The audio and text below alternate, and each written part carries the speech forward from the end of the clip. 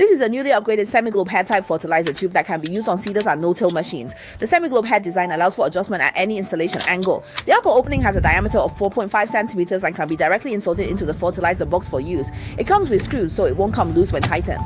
In the middle, it features 3 sections of telescopic rigid connecting pipes adjustable from 75 to 50 centimeters. The inner wall of the fertilizer pipe is smooth with an improved widened design that prevents blockage. The lower small opening is a 3 centimeter flexible connecting pipe that can be easily and effortlessly inserted into the fertilizing hook.